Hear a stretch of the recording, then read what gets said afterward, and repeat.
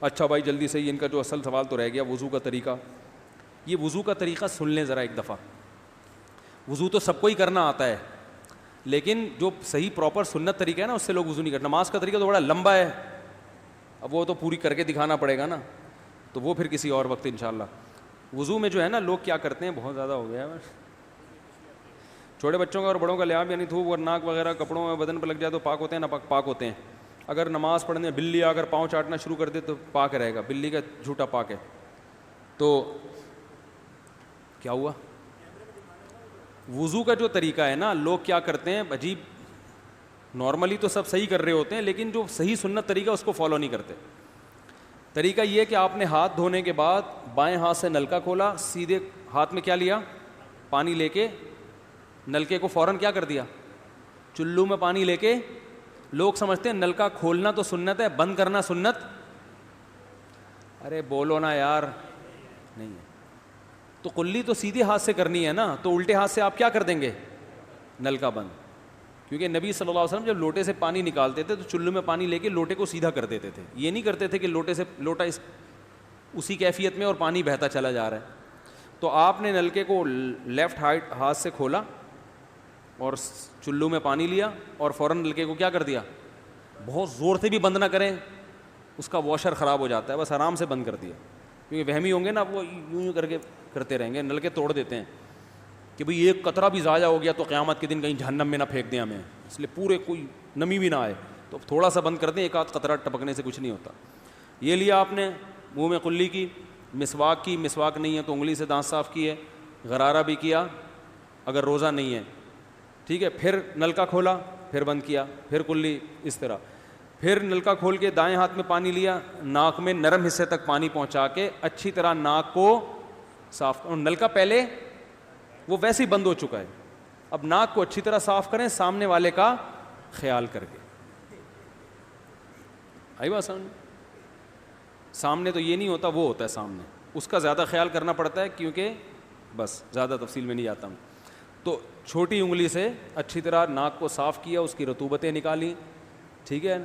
پھر نلکا کھولا, دوبارہ پانی لیا, پھر اسی طرح ناک میں بولو بھائی ڈالا, اور نلکا اسی وقت جب چلو میں پانی بھر گیا نلکا اسی وقت کیا کر دیا. اللہ نے دو ہاتھ اسی لیے دیے ہیں کہ اس سے نلکا بند کیا جائے اور اس سے کیا کیا جائے, کھولا جائے.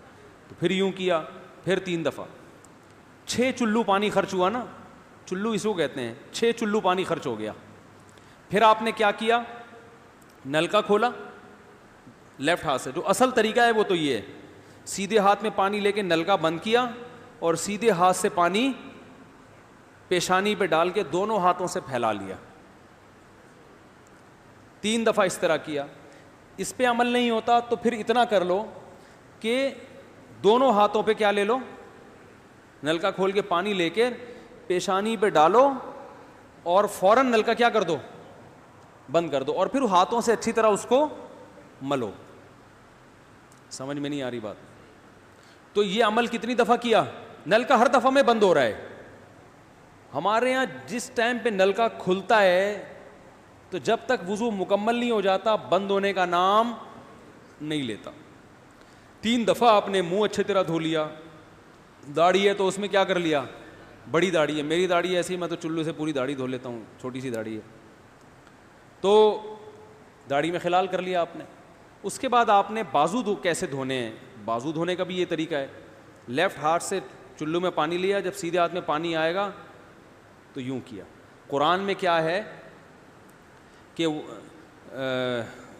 قمتم الی الصلاۃ فاغسلوا وجوہکم وایدیکم الی المرافق, اپنے ہاتھوں کو کوہنیوں تک دھو. بتایا دھونے کا عمل ہاتھ سے شروع ہوگا, ختم کہاں ہوگا, پانی یوں نہیں بہانا, اس طرح بہانا ہے پانی, یہاں سے یوں جائے. اور اس میں فائدہ یہ ہوتا ہے کہ بالوں کا جو رخ ہے نا نیچے کی طرف ہوتا ہے, جب پانی اپوزٹ سائڈ میں جاتا ہے تو اسکن اچھی طرح گیلی ہو جاتی ہے. سمجھ رہے ہو؟ تو آپ نے یوں لیا اور ہاتھ سے اچھی طرح ملا اس کو. ملنے پہ زیادہ زور لگانا ہے, ہم پانی پہ زیادہ زور لگا رہے ہوتے ہیں. پھر یہ بھی ہو سکتا ہے کہ دونوں ہاتھوں سے لو, دونوں ہاتھوں سے نلکا کھول کے دونوں ہاتھوں سے پانی لے کے, کیونکہ اس میں زیادہ پانی آ جاتا ہے, تو پانی لے کے آپ نے لیفٹ ہاتھ کو بھی یوں کیا نا, تاکہ یہ پانی بھی ادھر ٹرانسفر ہو اور یوں چلا جائے. اس طرح سے آپ نے دوسری دفعہ دھو لیا اور نل کا کیا کر دیا بند, پھر تیسری دفعہ بھی ایسا ہی کیا. یہ جو ہوتا ہے نا یوں یوں یوں کر کے رگڑے لگا رہے ہیں نلکے کے نیچے ایسے, یہ نہیں ہوتا, یہ سنت طریقہ نہیں ہے. نبی جس برتن سے وضو کرتے تھے تو اس طرح چلو میں پانی لے کے اس طرح وضو کیا کرتے تھے, غسل اسی طرح ہو جاتا تھا. تو اب پھر لیفٹ میں بھی ایسے ہی ہے, لیفٹ میں پانی ڈالا اور سیدھے ہاتھ سے سہارا لے کے کیا کیا, دونوں ہاتھوں کا پانی ادھر آ جائے گا, ایک دفعہ دھل گیا. اچھی طرح مسئلے کونیوں تک پہنچ جاتا ہے اور پریکٹس کے بعد تو بہت اچھا ہو جاتا ہے. اس کے بعد آپ نے کیا کیا, سر کے بالوں کا مسا. سر کے بالوں میں جو یہ ہے یہ طریقہ کچھ بھی نہیں ہے, کہیں بھی ثابت نہیں ہے. سیدھا سیدھا آپ نے ہاتھ گیلے کیے, پیچھے لے گئے. ایک حدیث میں صرف یہاں تک آتا ہے, ایک حدیث میں واپس لانا بھی. تو دونوں طریقے ہیں مسا کے, صرف پیچھے لے جاؤ یا پیچھے لے جا کے پورے سر پہ ایسے ہاتھ پھیر لیا, کیا ہو گیا سر کا مسا.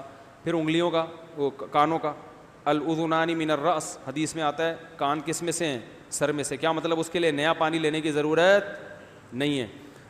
کان کا مسا کیا اور کانوں کی لو کا مسا کیا.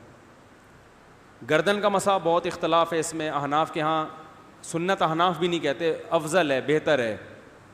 سنت کے لیے جتنی مضبوط دلیل ہونی چاہیے وہ گردن کے مسا پہ نہیں ہے, اس لیے احناف کا بھی فتویٰ یہی ہے کہ بہتر ہے کر لو, سنت نہیں, زیادہ زیادہ اس کو مستحب کہا جائے گا. تو گردن کا مسا کر لیں تو بھی ٹھیک ہے, نہیں کریں بولو بھائی ٹھیک ہے. لیکن یہ جو یہاں کا مسا نہیں ہوتا, بعض لوگ پوری گردن کو یوں کر کے لا رہے ہوتے ہیں, ایسا نہیں ہے. تو گردن کا مسا یہ جو یہاں سے کیا جاتا ہے, یہ پچھلے جانب سے ہمارے حضرت اس کے قائل نہیں تھے. وہ کہتے تھے مسا جہاں بھی شریعت میں ملتا ہے یہاں سے ملتا ہے. تو ان کی رائے یہی تھی کہ اگر گردن کا مسا کرنا ہے تو گدی, گردن نہیں گدی کا مسا, وہ یہاں سے کر لے. لیکن یہ کوئی نہ سنت مؤکدہ ہے نہ کوئی زیادہ تاکید ہے اس کی, کوئی کرے ٹھیک ہے, نہیں کرے تو بھی ٹھیک ہے.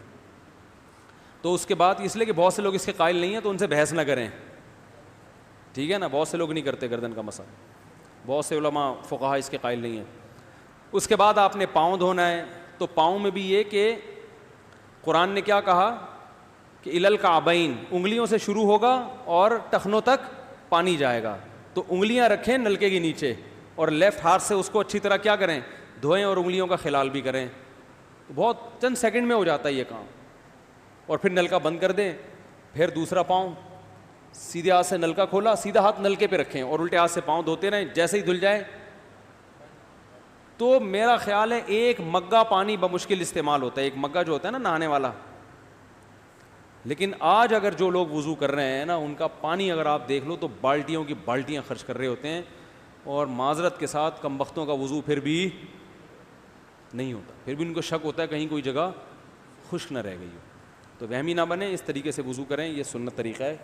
اور قرآن میں بیان بھی یہی کیا کہ یہاں سے شروع کرو یہاں تک لے کے جاؤ. کافی ہو گیا میرا خیال ہے. اللہ تعالیٰ سمجھنے کی, عمل کرنے کی توفیق عطا فرمائے. وما علینا الا البلاغ.